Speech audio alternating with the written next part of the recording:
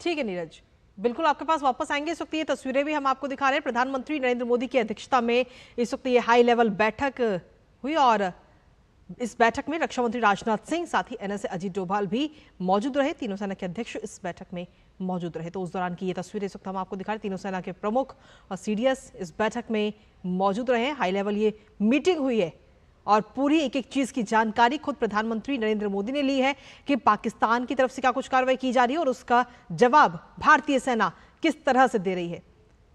तीनों सेनाओं के प्रमुखों के साथ ये बैठक, रक्षा मंत्री राजनाथ सिंह भी इस दौरान इस बैठक में मौजूद, साथ ही एनएसए अजीत डोभाल भी इस बैठक में मौजूद।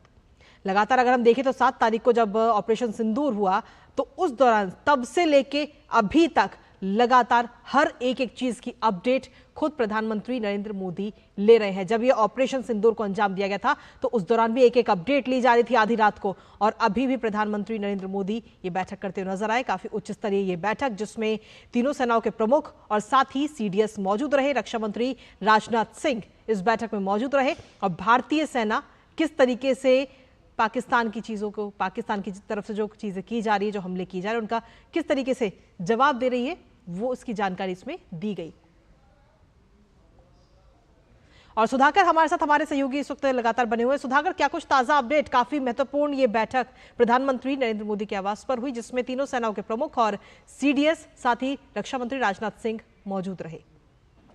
बिल्कुल, तस्वीरों हम देख सकते हैं कि प्रधानमंत्री मोदी उसके अलावा आपने जानकारी दी सीडीएस, तीनों सेनाओं के प्रमुख, राष्ट्रीय सुरक्षा सलाहकार अजीत डोभाल, इसके साथ ही आईबी और रॉ जो हमारे एक्सटर्नल और इंटरनल इंटेलिजेंस एजेंसी हैं उनके प्रमुख मौजूद हैं।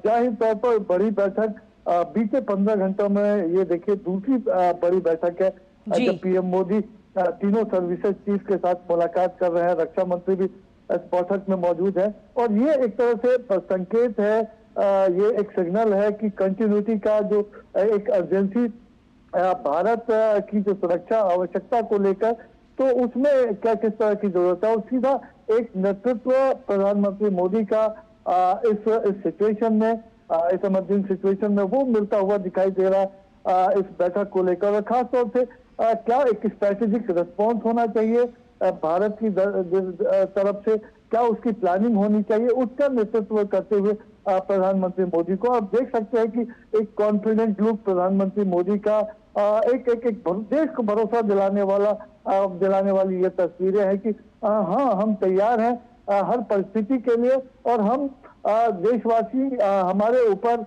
जो जिम्मेदारी है और देशवासी उस पर हमेशा भरोसा कर सकते हैं कि वो उस पर भारत की सेनाएं, जो भारत का नेतृत्व है, वो हमेशा खड़ा उतरेगा। एक तरह से इसको कहा जा सकता है कि बीते 14-15 घंटे में जो भी हुआ है, क्योंकि परिस्थितियां लगातार हमने देखा है, हमने ब्रीफिंग भी देखी सेना और विदेश मंत्रालय की तरफ से, और उसके बारे में प्रधानमंत्री को हमको मुझे लग रहा है कि पूरी एक ब्रीफिंग, तो साथ ही साथ प्रधानमंत्री की तरफ से जो तमाम दिशा निर्देश, और ये एक रेयर सिचुएशन आप कह सकती है, प्रधानमंत्री खुद अपने हाथों में नेतृत्व लेकर वो लगातार जिस तरह से सिचुएशन को मॉनिटर कर रहे हैं। हम जानते हैं कि हो सकता है इस बैठक में हमारा जो पूरा वेस्टर्न बॉर्डर है, जो एलओसी है, जो हमारे मैरीटाइम एसेट्स हैं, ये तमाम चीजें ऑलरेडी हम जानते हैं हाई अलर्ट पर है। तो प्रधानमंत्री को जो भी एक तरह से टैक्टिकल स्ट्रैटेजिक इनिशिएटिव सेनाओं की तरफ से लिया गया है, उसके बारे में वो जानकारी पीएम मोदी को दी जा रही है। हम जानते हैं कि हमारी भारतीय सेनाओं की जो प्रिसीजन कैपेबिलिटी है, जो साइबर अटैक हो रहा है, खासतौर से साइबर प्रिपेयर्डनेस है, जो आज ड्रोन वारफेयर का जिस तरह से इस्तेमाल होता है, और भारत उसमें एक लीडिंग कंट्री अगर आज दुनिया में माना जा सकता है, तो उस लिहाज से कह सकते हैं एक बड़ी बैठक और एक निर्णायक बैठक।